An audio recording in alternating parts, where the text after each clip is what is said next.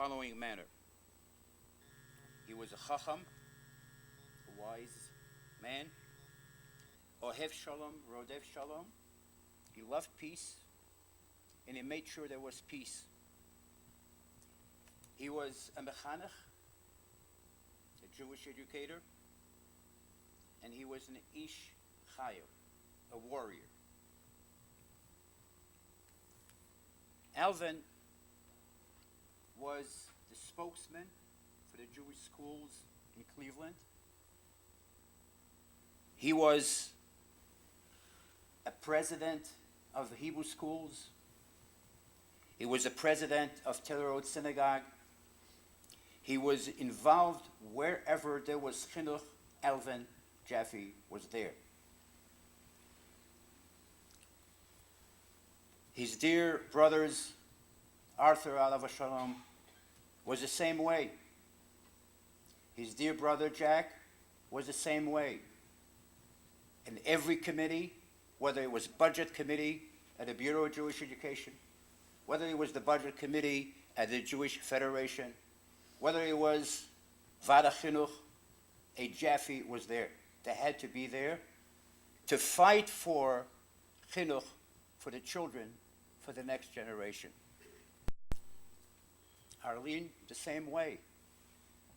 She worked for many years, spent many, many hours at the Hebrew Academy. She fought for it. And I remember I was talking to her many times about writing grants, the foundation. Alvin was the Ish Chayil for the very fact that he brought the Hebrew schools, Yeshivas Adat B'nai Israel, to a very, very successful year. He brought the Hebrew school of the Taylor Road Synagogue to become successful together with other schools. He brought the shalom between the two schools. I remember when we had meetings together. I remember when his dear brother Jack used to come to the board meetings and bring candy, put it on the table to make everybody comfortable. I remember when Arthur burned a mortgage at a Taylor Road Synagogue. And then this is all a tribute to their parents. Their dear parents brought them to that level to understand the Jewish values, to understand chinuch, and what it is to fight for the Hebrew schools. There are two kinds of mechanchim, of Jewish educators. There's one who is a rabbi, who's actually in a classroom, who teaches the child. And then there is a different mechanech, he who makes it possible for that rabbi to teach Torah, to teach Jewish education. He made it his goal in life. No matter how busy he was, he wanted to make sure that he had time to go to every single meeting and never miss meetings. When the schools, the Hebrew schools, had to present their budget, the first question they asked was, is Alvin Jaffe here? When the answer was yes, they felt better because they knew they had a guarantee from Alvin Jaffe.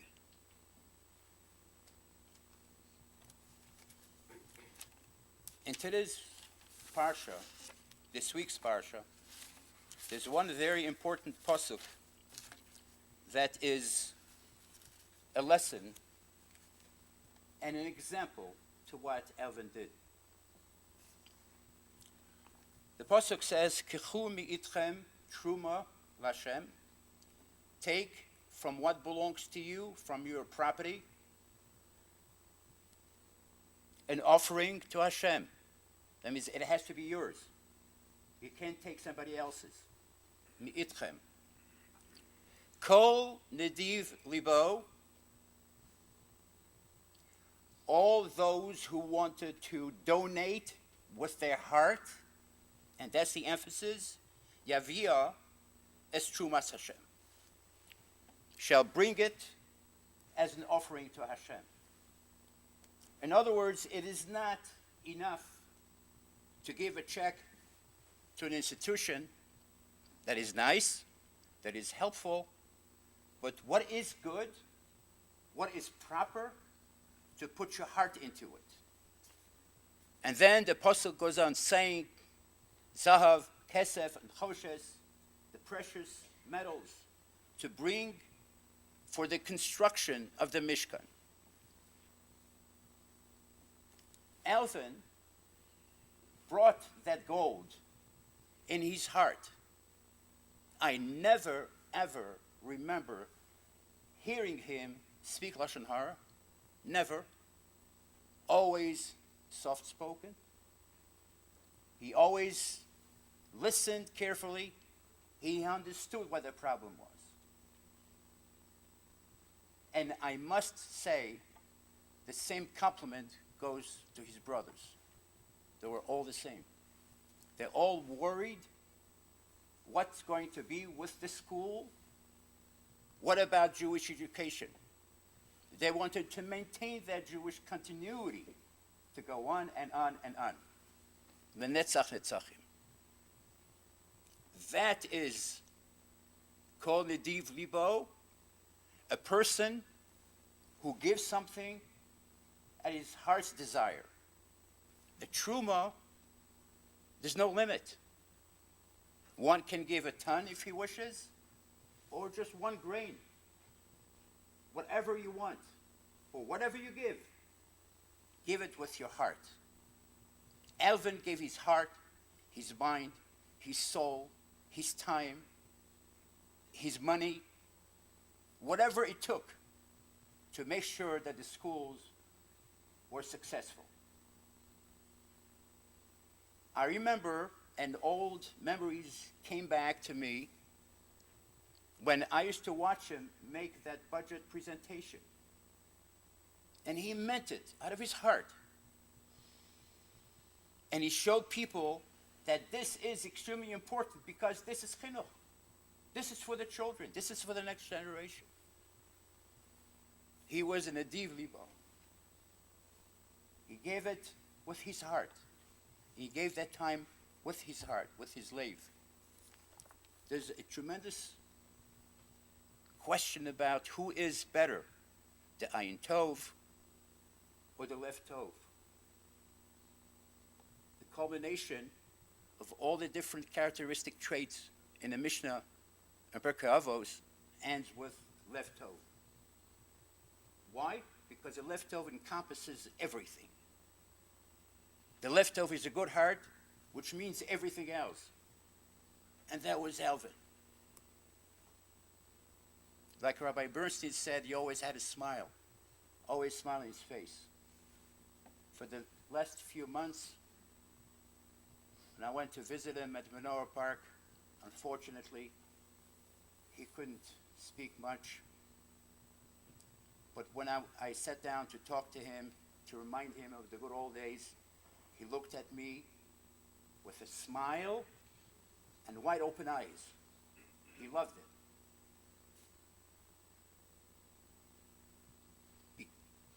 Because his ideals, his life was a chinuch.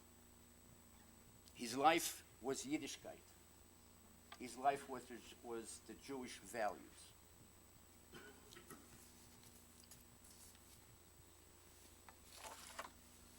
May I, dear family and friends,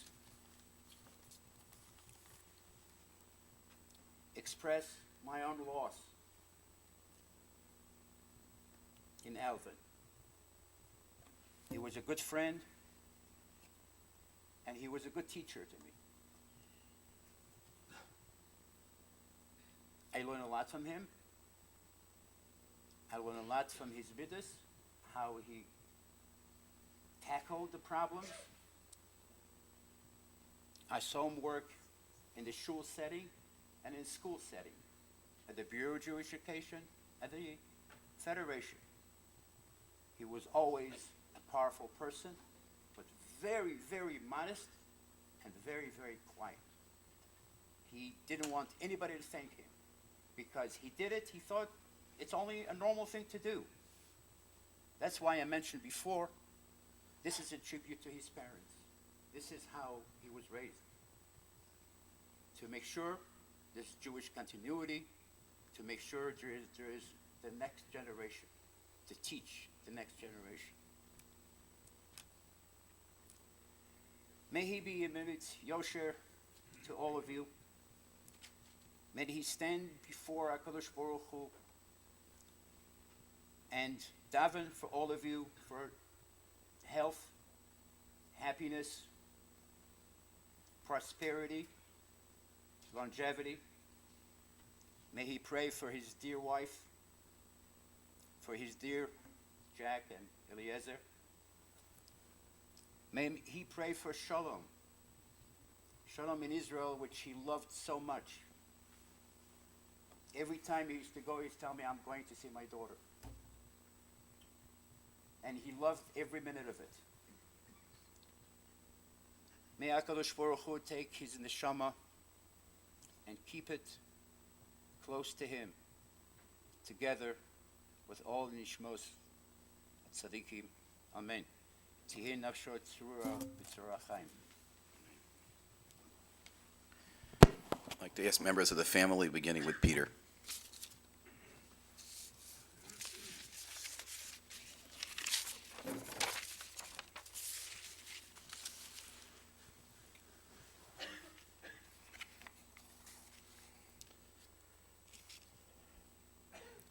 My father was born in 1930. He grew up in a small house near 101st and St. Clair, shared a bedroom and clothes with his three brothers. His parents were never well off, but they always worked hard to make sure the kids had what they needed. Dad was a quiet person. He never shared much without a great deal of prodding, so my recollections of stories from his childhood are few. The few that he did offer was about the boys, his brothers, and himself finding a dead body near the creek along Martin Luther King Drive.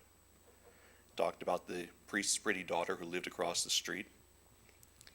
About not wanting to tell their mother when one of the brothers got hurt.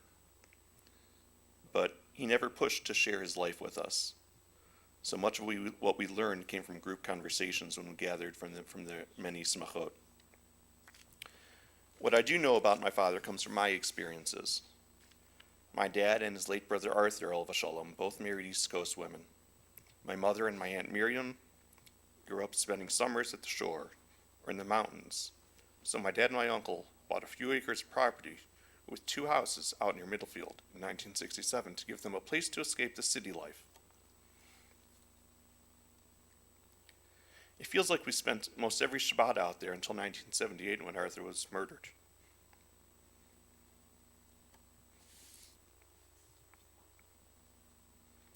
We did continue to use the place after, but it wasn't the same experience. We finally sold the property in the 90s when my father just couldn't keep up with the maintenance, and Ellie and I had young kids to run after. My dad was very modest, except when it came to professional consulting. He was the best in town, but he didn't need to boast about it. People just knew. He and his partner Hank and the company founder, David Lewin, were the people you called when your office building, parking garage, parking lot, or retaining wall was going up or unexpectedly down. My dad was never interested in talking about shul politics or listening to the latest gossip, but get him started about driving piles for foundations, thickness of the asphalt, slope of a hillside, compaction of the fill, you had him in his glory. Many times we heard about a building owner that was calling them to save the day when the cheaper consultant just wasn't getting it done. My dad's company was the Cadillac of soil consulting, and he made sure they earned every penny. The professional part of my father's life took on its own persona. My dad became Al.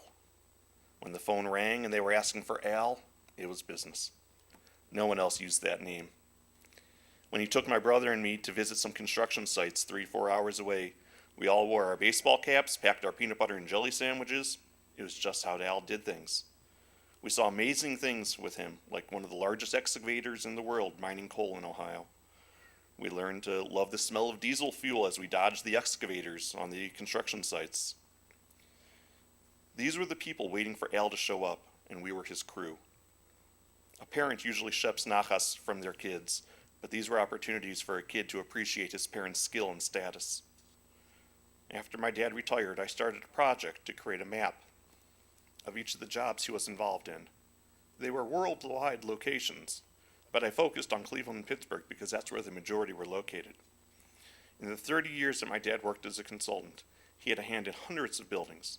We once drove into Pittsburgh, and as he crossed the bridge and come out of the tunnel, he would point out each of the buildings, and it was almost every building that we saw in front of you. It was amazing. Although my dad never wore a kippah at work, he never hid being Jewish. He was part of a group that went over to Prague, Czechoslovakia, after the fall of the Soviet Union, to review some of that country's infrastructure for possible private development. He packed his challah, his grape juice, some meals, and my wife's banana bread, and ended up hosting a kiddush on Shabbat for the few non-religious in the group. He didn't hide in his room or sneak off to shul, but he was transparent. He was never showy about it. For my father, family was his life. He, his brothers, and his sister Alice cared for their mother after their father's early death. They had a cousins club that included family from Europe, England, and Cuba. Pesach, we always saw one Seder at Uncle Arthur's house. During the rest of the year, we often had my mother's mother living with us for weeks at a time. My father's mother often joined us for Shabbat as well. When we were invited out for a Shabbat lunch, my mother would always make sure the host understood that it would be 6 of us, plus 2 grandmothers. His family and taking care of his mother and my mother's mother were just part of life. It was never a burden. I recall vividly as my dad would come home from working downtown on a Friday, and he'd take the long way home via the highway so he could stop in and see his mother at Manor Park, or perhaps pick her up at Myers to bring her back to our house. It wasn't something special. It was just part of what he did, part of his routine. During my grandmother's last years, my dad showed her loving and caring. I recall sitting at Manor Park with him, and he was encouraging her to eat. My Yiddish isn't great, so what I heard was, Mom, have a bissen of zup, whatever that was. The last few years were hard for my dad. I like to believe he was confused, not disturbed, angry, or uncomfortable.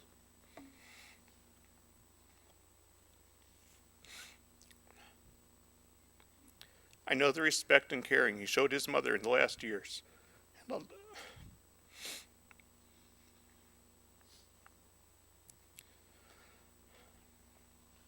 And I'd like to think that my mother, my siblings, and our children were able to do the same for him.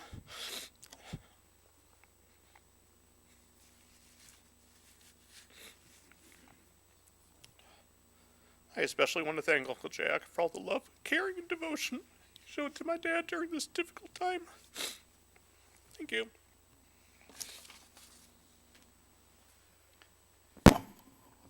Tova.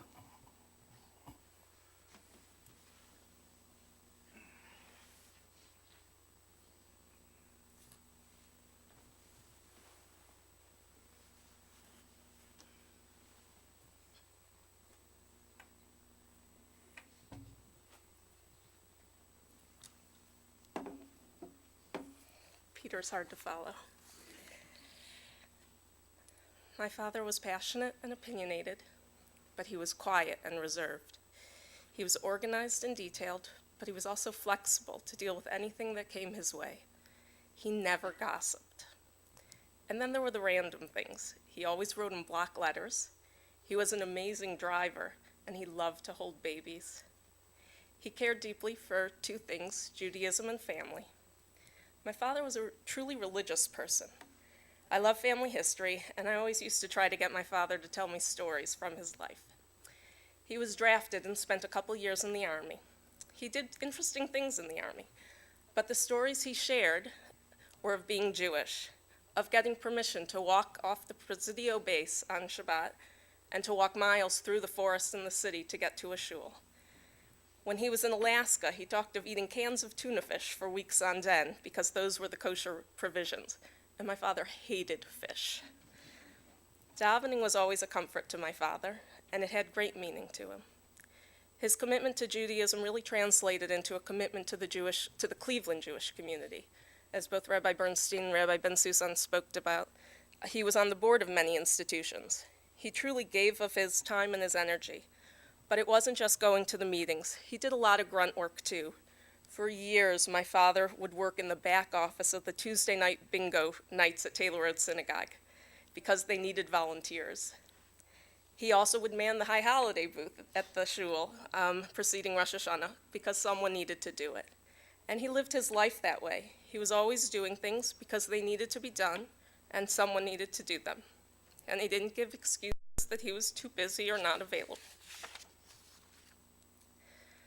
Nothing made my father happier than being with family. Family was just his driving force.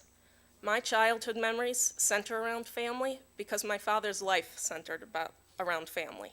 Shabbatot with my grandmother, going to our country home, with my aunts and uncles and cousins. And my father was so proud of his siblings and their children, and of course, his own children. Like Dina, when you got your PhD, you were the first person in our family to get a doctorate, and Dad was so proud. Your kids and I wrote Dr. Jaffe on one of the steps, but Dad did not like that. He didn't want anyone to walk on your name. So he's had to stand through the whole party, helping people go over the step and climb down the step so they wouldn't touch that step. And of course, he loved Hal. Peter, I can't tell you how many times Dad would say, Peter's a craftsman. He loved and had great awe for how talented you are with your hands. I can hear Dad say, I fixed it, but not like Peter would have done. Or, you should see what Peter did. He's such a craftsman. And of course, Janet and Peter, you gave Dad the greatest gift of all. You gave him local grandchildren. He loved seeing your kids regularly and being a part of their lives. Elliot, Dad loved your freedom. He was so proud of you when you made Aliyah. He valued so much that you were there and that you were raising your kids there, and he couldn't have been prouder. I was always peppering my father to tell me stories, and I especially loved the ones about his siblings because he glowed when he talked about them. Aunt Alice and her suitors, Uncle Jack and your famous home birth, Uncle Ellie and going to Edgewater Park. He told me one story about his parents, and months or maybe it was even years later, I had the opportunity to retell that story, but a little risky because I retold it in front of my father. And when he and I finished visiting that person and we were alone, my father turned to me.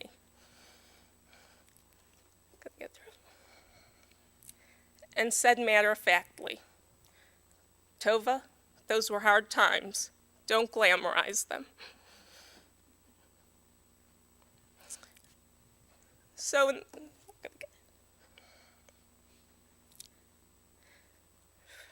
in that vein, my father's life story wouldn't be complete without mentioning some of his hard times. The murder of my Uncle Arthur, my Uncle Yitz, was devastating to him. Not only did he lose his brother, but he lost his best friend. My father did everything he needed to do, but a lot of joy left him when my uncle died. And then there was my illness. My father was a rock. Physically, he was a rock by staying with me through the night and then going to work in the morning. Mentally, he was a rock by, along with my mother, making all those very serious decisions. And emotionally, he was my rock by letting himself be the one person that I shared all my fears and hurts with. In those nighttime hours, I unburdened myself onto him, and he bore it.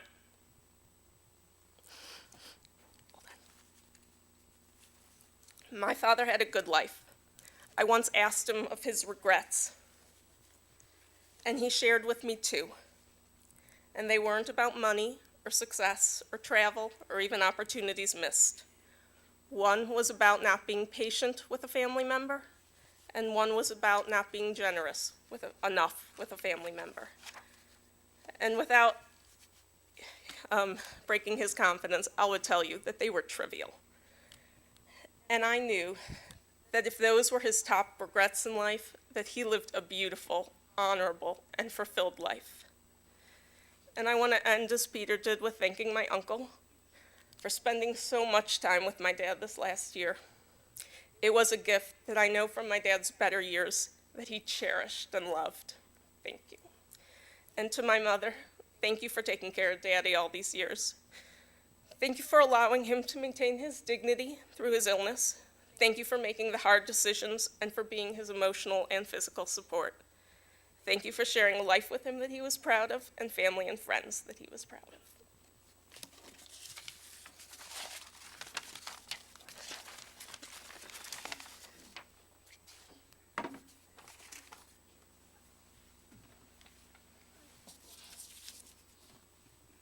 Dina.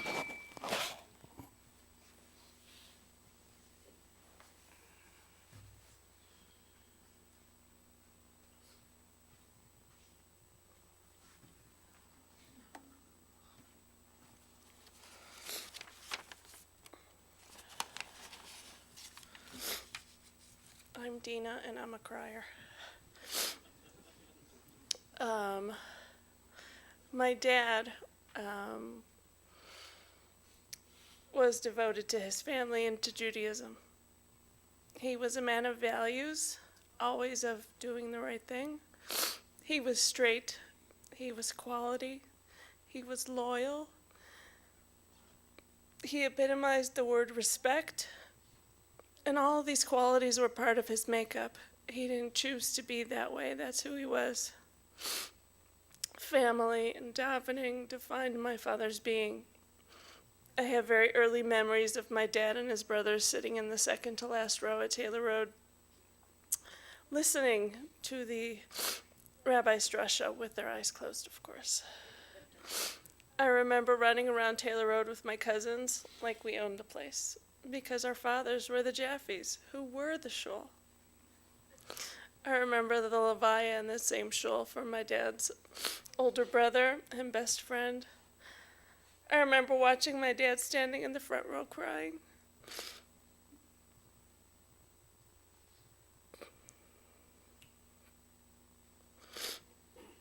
I remember walking to and from shul hand in hand with my dad. I had to run most of the way because he had such long strides. I remember being able to follow along in davening on the Yamim Noraim because I would listen to my dad start off a paragraph and end one. I remember coming downstairs in the morning to hearing my dad's Tizkaru of Shema and going to sleep at night to his Vehu Rachum. I can hear the bim bam bam of Zmirot on Shabbat, the Amen at the end of a bracha, the Ne'emar v'Ne'emar at the Pesach Seder.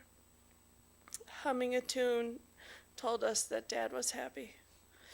When his family gathered together, he had his tune. His children gave him his tune. His home in Israel that overlooked the old city gave him his tune. His gardening gave him his tune. Watching his children grow gave him that tune. And his relationship with my mom gave him that tune. I can't do justice in describing the depth, the strength, and the power of the relationship my parents had. I sat in my dad's room this past Shabbat, and he quietly spent the day working to breathe. My mom walked in Motzei Shabbat, and he heard her voice. He started making a noise as if he was talking to her. Maybe he was humming a tune. She was his love and his partner. She was his anchor. Mom, you have been devoted, always doing the right thing. You have been straight. You have been quality. You have been loyal. You have given Dad respect. He would have been angry with you for pushing yourself too hard, for thinking you could single-handedly take care of him. But we thank you. And Uncle Jack, we thank you too, for being there for him. I'm filled with gratitude to have such wonderful parents, that I was raised in a way of relationships and values that became a role model for my marriage and the way I lead my life. I want to send my love to Aunt Miriam and Uncle Ellie and all of the Israeli family who are mourning along with us. And I just want to say that I'm grateful to have had my dad and his music. And Dad, I hope you're at peace now, and I love you.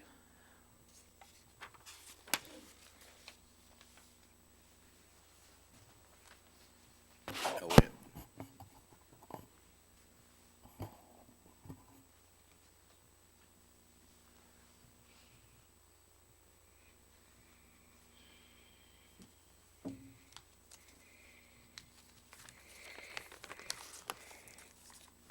I have to apologize ahead of time. I have a history of saying the wrong thing at certain occasions.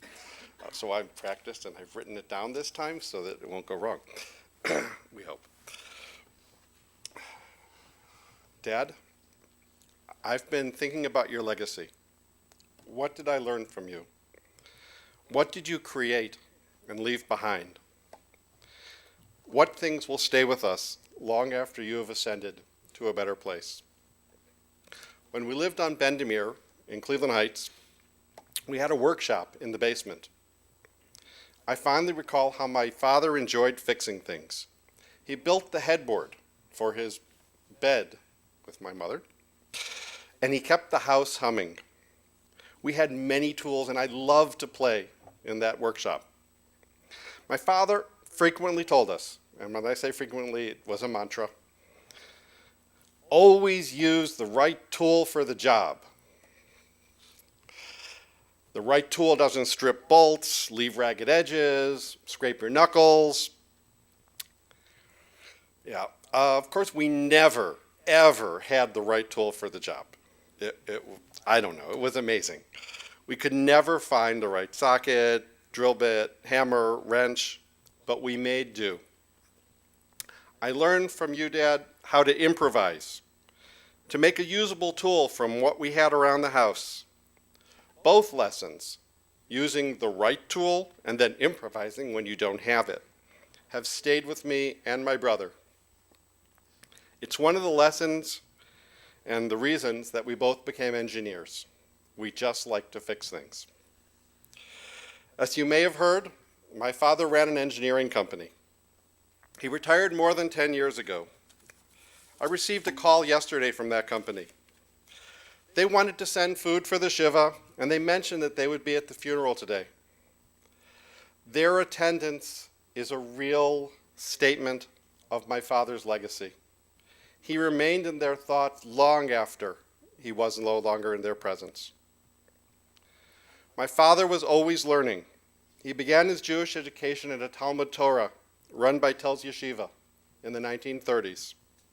He earned 2 college degrees. He taught civil engineering at Cleveland State University. He attended Jewish lectures, supported the education of all of his 4 children, and you've heard more about that. When he retired, my father attended Daf Yomi. He continued to go to Daf Yomi even when he was no longer able to follow the shiur. But the atmosphere was comforting for him.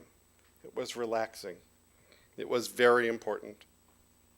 My father was a Zionist. He attended Shomer HaDati, the precursor of Bnei Akiva, and he actually worked in Israel for 6 months, designing bomb shelters. It was not his destiny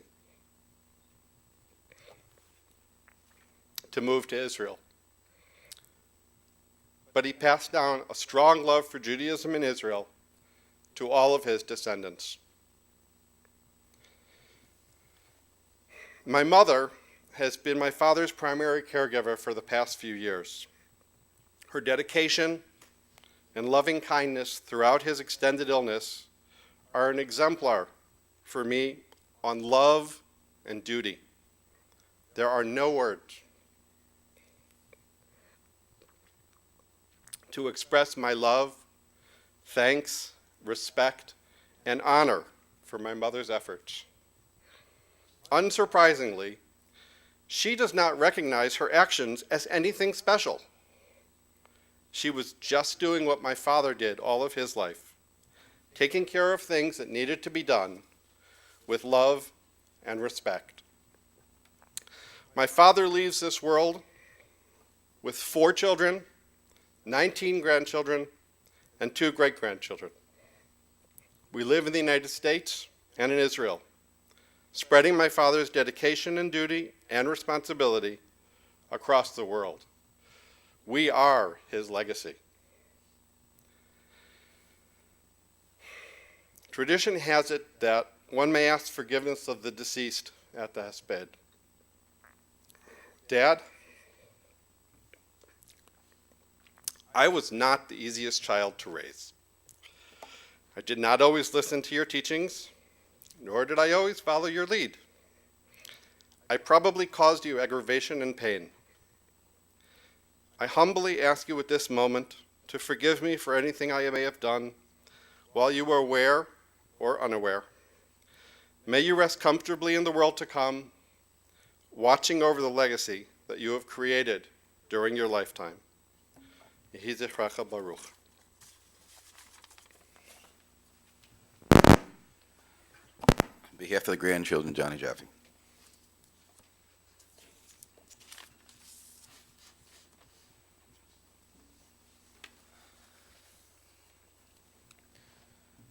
Papa, Tati, Grandpa. No matter his title, he answered without hesitation to all 19 of his grandchildren and 2 great-grandchildren. We would like to share some of our fondest memories of him. Spanning 20 years, there was always a baby to be held at birthday parties. Grandpa was always there to lend a shoulder for the baby to sleep on. As we got slightly older, we each had the opportunity to fly like an airplane in Grandpa's arms. These were our first and favorite flights. There were the weekly Sunday night dinners that ended with Grandpa's favorite butter pecan ice cream for dessert. In a situation where one of us didn't like what was being served, we could always count on Grandpa to make us a creamy peanut butter and jelly sandwich, cut into triangles, of course. Even in everyday life, no matter the task, he always made things better by singing, humming, and whistling his favorite tunes. We all got our love for Cleveland sports from Grandpa. Although many games ended with a cross of the legs and an "oh gee," he helped instill in us a sense of loyalty to our hometown. Israel also had a special place in his heart. During a 2006 visit, while on a tour of ancient Jerusalem, he pointed towards the cranes in Arnona, saying, "That will be my apartment." He was clearly moved by the idea of living in the Jewish homeland. No matter how hard we tried and how early we woke up, Grandpa always beat us to shul on Shabbat. As everyone knows, gardening was something that Grandpa very much valued and enjoyed.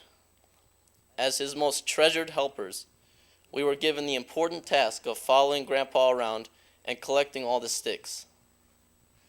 Our gardening sessions ended with a tour of the garden and detailed explanations of each plant and flower.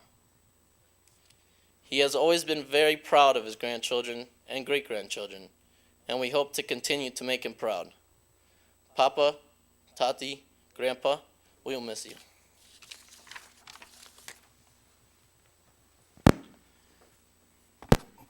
Please rise for the Kilmali Rachamim. Shlomo Stern will lead us.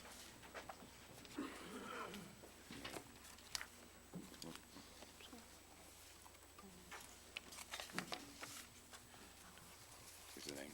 Avram Tzvi Ben Elchanan.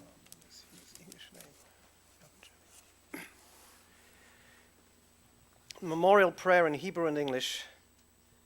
El Malei Rachamim Shoyech Vein Bameroyimim Hamitzei Menucha Nechayena Tachas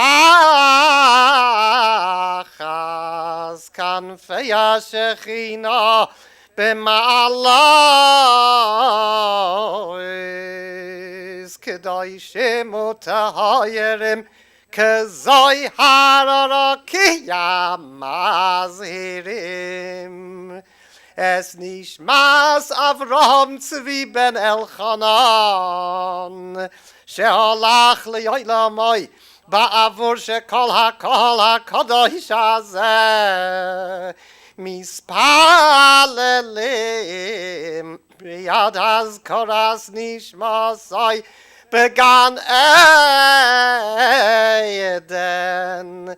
Tehei menuchasai lachein Baal harachamim yastireiho b'seiser kenafav liyavavai lamim v'yitzeroir b'yitzeroir achayim es nishmasai Adonai hu nachalasai v'yanuach b'shalom al mishkavai v'noimar amen ad bias hagoyel.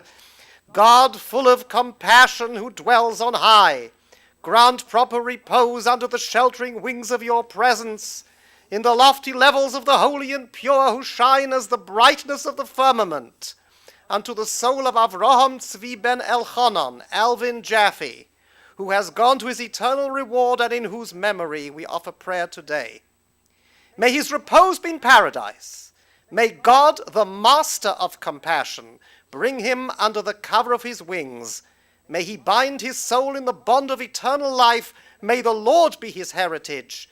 And may he repose on his resting place in peace. And let us all respond, Amen. You may be seated. The burial will be at the Taylor Road section of Mount Olive Cemetery on Aurora Road. Shiva will be at the Jaffe Home, 2570 Deborah Drive, starting this afternoon. The schedule was just, you have the schedule there? Oh, it's on the sheet. Okay, the schedule is as follows. Mincha, starting this evening, will be at 6:05 p.m. through Sunday evening. And Shachris, starting with tomorrow morning through Monday, will be at 8 a.m. The hours will be in the morning until 11 a.m., Wednesday, Thursday, Friday, and Sunday, 1 to 4 p.m. Wednesday, Thursday, and Sunday, and 1 to 3 p.m. on Friday. And the evenings, Tuesday, Wednesday, Thursday, Sunday, from 6 to 9 p.m. and 8 to 9:30 p.m. I know that's a lot, but there'll be a sign on the door with the specifics.